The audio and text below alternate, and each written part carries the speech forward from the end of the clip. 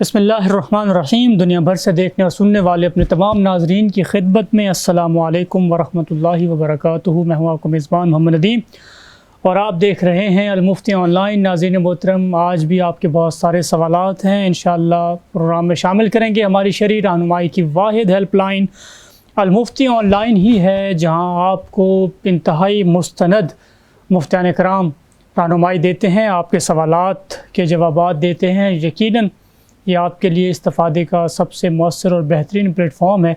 آپ ان سے جڑے رہیں۔ واٹس ایپ نمبر آپ اسکرین کے اوپر دیکھ رہے ہیں اس وقت جی، اس کے اوپر اپنا سوال بھیجیے، اپنا نام اور اپنا علاقہ بھی ضرور مینشن کریں، انشاءاللہ آپ کا سوال شامل ہوگا۔ اگر آپ سمجھتے ہیں کہ آپ کا سوال مس ہوا ہے تو ایک دفعہ ریمائنڈر دیجیے، انشاءاللہ دوبارہ آپ کا سوال ہم شامل کریں گے۔ مفتی عابد شاہ صاحب میرے ساتھ موجود ہیں، جامعہ ترشید کے سینئر استاد، سینئر مفتی ہیں، ایک عرصے سے اس پلیٹ فارم سے وابستہ ہیں ماشاءاللہ۔ مجھ سے پہلا سوال یہ ہے، مغرب کے کتنے منٹ پہلے مکروہ وقت شروع ہوتا ہے؟ بسم اللہ الرحمن الرحیم، نحمدہ ونصلی ونسلم علی رسولہ الکریم۔ دیکھیں، عصر کے بعد دو مکروہ اوقات ہوتے ہیں۔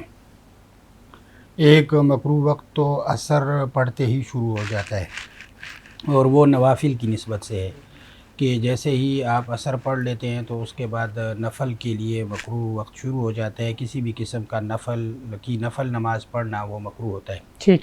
دوسرا یہ ہے کہ فرائض کی نسبت سے مکروہ وقت تو وہ اس وقت سے شروع ہوتا ہے جب یہ جو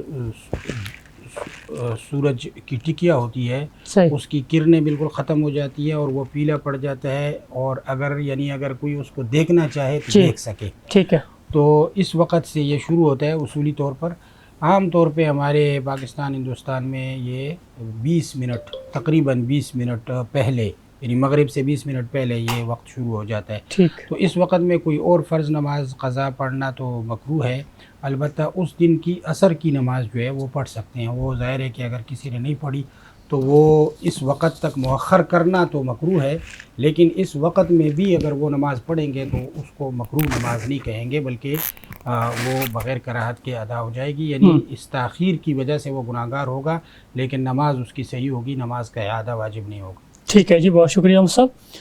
ایک مسلمان نے 15 لاکھ کا پلاٹ خریدا، بیچنے کی نیت سے 5 سال بعد اسے 30 لاکھ کا بیچ دیا، مگر اس کی زکوٰۃ کبھی نہیں دی، تو کیا یہ 30 لاکھ اس کے لیے حلال ہوں گے؟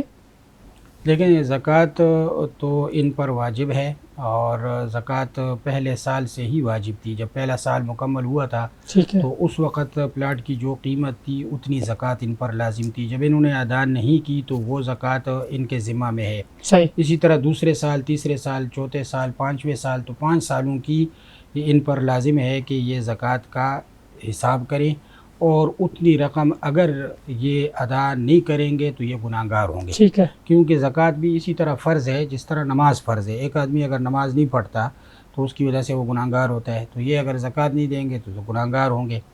رہ گئی یہ بات کہ یہ جو رقم ہے یہ ان کے لیے حلال ہے یا نہیں ہے، چونکہ شرعاً یہ ضروری نہیں ہے کہ یہ اسی 30 لاکھ میں سے زکوٰۃ ادا کریں۔ اگر الگ سے یہ 30 لاکھ کی مثلاً اس سال کی زکوٰۃ، 5ویں سال کی زکوٰۃ وہ 75,000 روپے بنتی ہے، تو اب اگر یہ الگ سے بھی 75,000 روپے ادا کر دیتے ہیں انتظام کر کے زکوٰۃ، تو ہم یہ نہیں کہیں گے کہ یہ رقم جو ان کی ہے یہ حرام ہے۔ ٹھیک۔ اس رقم کو، متعین رقم کو تو ہم حرام نہیں کہہ سکتے ہیں، البتہ یہ ہے کہ ان کے ذمہ میں 5 سالوں کی زکوٰۃ ہے، صرف 5ویں سال کی جیسے 75,000 ہے، گزشتہ سالوں کی بھی ہے، وہ ساری جمع کر کے ان کے لیے ادا کرنا واجب اور لازم ہے، فرض ہے۔ اگر یہ نہیں ادا کریں گے تو یہ گناہگار ہوں گے۔ گناہگار ہوں گے، ٹھیک ہے جی، بہت شکریہ ہم سب۔ اگلا سوال ہے جی کہ فلم میں کبھی ہم دیکھتے ہیں یا ڈرامہ میں کہ کسی بھی کردار کو خدا بنایا جاتا ہے، اور اس کی کہانی سمجھنے کے لیے کردار کو اگر کوئی دیکھنے والا بندہ خدا مان لے یا دیوتا مان لے تو اس سے کافر ہو جائے گا؟ دیکھیں، یہ فلموں میں مقدس ہستیوں کا کردار نبھانا یہ مغربی تہذیب سے مسلمانوں میں آئی ہوئی ایک چیز ہے، صحیح ہے، اور اسلام کی روح سے یہ بالکل ناجائز اور حرام ہے۔ ٹھیک۔ ظاہر ہے کہ اسلام صرف عقائد، عبادات یا چند رسوم کا نام نہیں ہے۔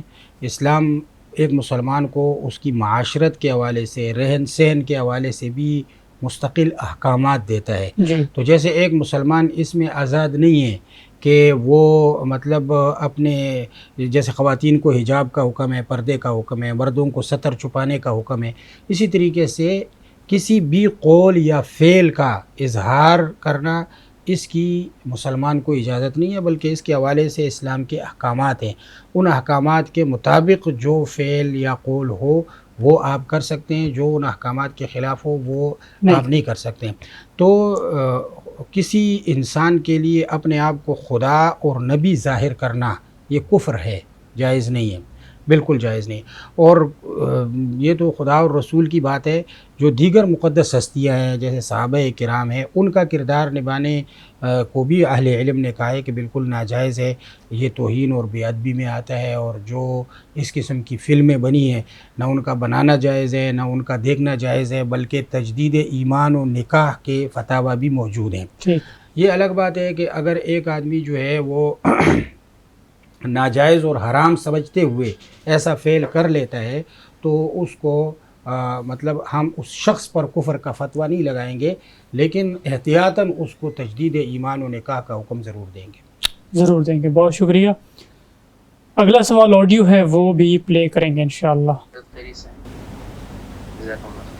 حضرت میرا سوال یہ ہے کہ میں ایک شخص کے ساتھ جو میں پارٹنرشپ میں کام کرتا ہوں، لیکن جو ایک ساتھ پارٹنرشپ میں کام کرتا ہوں ان کی اور بزنس ہے، میں اس میں کوئی پارٹنرشپ نہیں ہے، لیکن ایک مخصوص ڈویژن ہے اس میں پارٹنرشپ ہے ہمارے دونوں کی. سوال یہ تھا کہ میں اپنا کوئی اگر کام کروں اس کے علاوہ تو کیا میں ان کو پارٹنرشپ میں نہ رکھوں یا ان کو اطلاع نہ دوں، تو کیا میرے لیے حلال ہوگا؟ نہیں، کیونکہ وہ اپنے کام کر رہے ہیں تو میرا اس میں اختلاف نہیں ہے، صرف ایک متعین چیز ہے اس کے اندر ہماری پارٹنرشپ.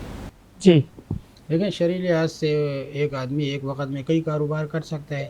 تو اگر آپ نے ایک پارٹنر کے ساتھ کوئی شرکت کا معاہدہ کیا ہوا ہے، پارٹنرشپ کی ہوئی ہے، تو آپ الگ سے بالکل اگر کوئی ایسا کاروبار شروع کرتے ہیں جس کا اس کاروبار کے ساتھ کوئی تعلق نہیں ہے تو یہ بالکل جائز ہوگا. آپ کو یہ سوال کیوں پیش آ رہا ہے اس کی کوئی وجہ ہمیں سمجھ میں نہیں آ رہی.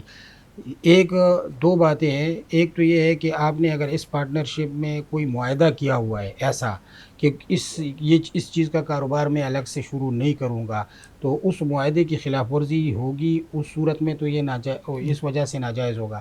لیکن اگر آپ نے ایسا کوئی معاہدہ بھی نہیں کیا ہوا اور الگ سے آپ کا جو کام ہو، تجارت ہو، اس کی وجہ سے آپ کی اس پارٹنرشپ کی جو ذمہ داریاں ہیں اس میں بھی کسی قسم کی کوتاہی نہ ہو، تو پھر بلا شبہ آپ دوسرا کاروبار شروع کر سکتے ہیں، اس میں شرعاً آپ کے لیے کوئی حرج نہیں.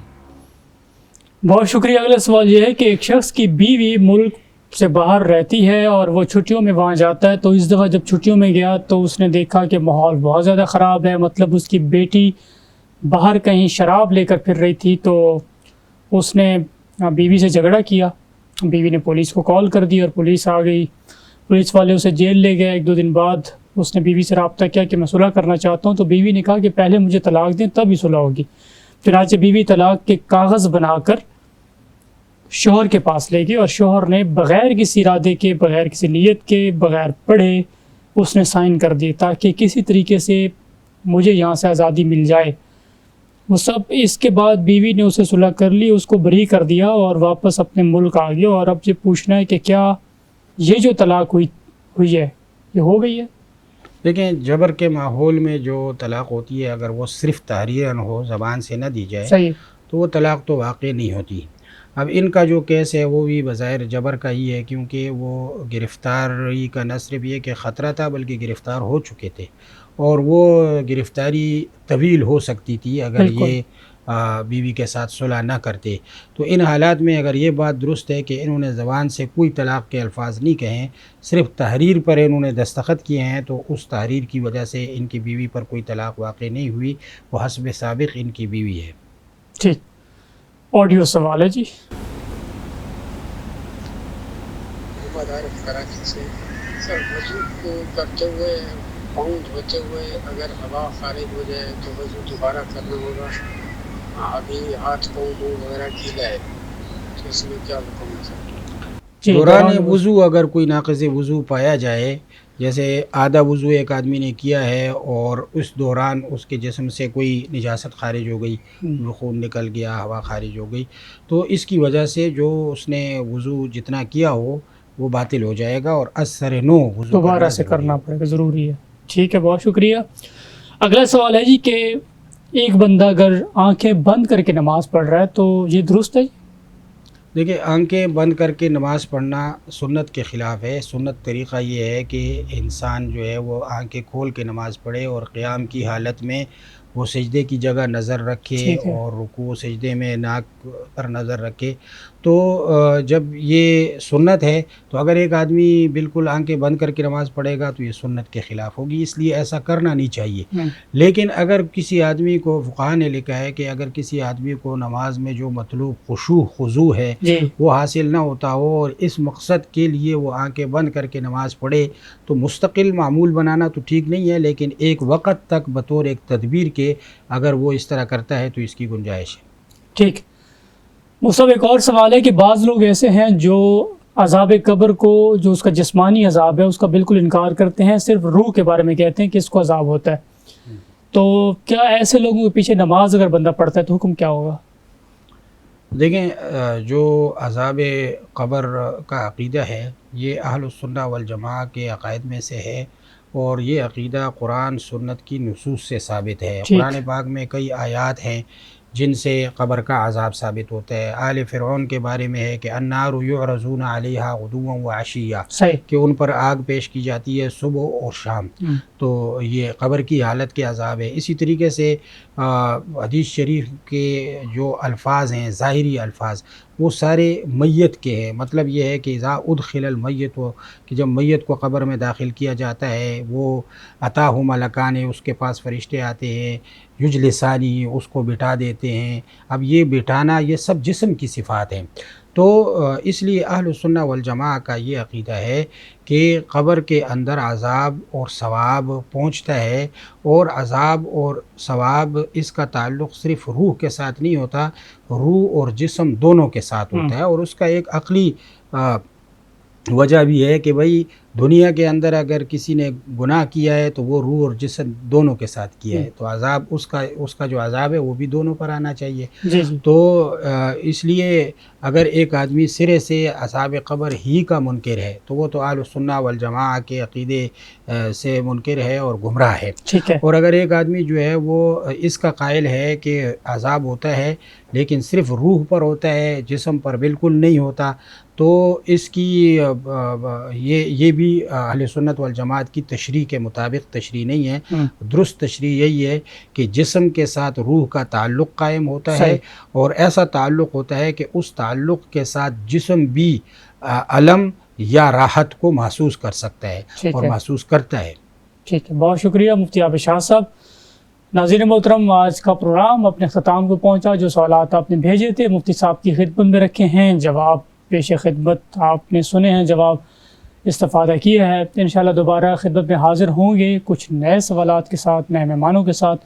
واٹس ایپ نمبر آپ اسکرین کے اوپر دیکھ رہے ہیں، اس کے اوپر سوال بھیجیے، اپنا نام اور علاقہ بھی ضرور مینشن کریں، اور اگر آپ سمجھتے ہیں کہ آپ کا کوئی سوال مس ہوا ہے تو اس کو ایک ریمائنڈر دیجیے، انشاءاللہ دوبارہ وہ سوال ہم ضرور شامل کریں گے۔ اجازت دیجیے کل تک کے لیے، اللہ حافظ۔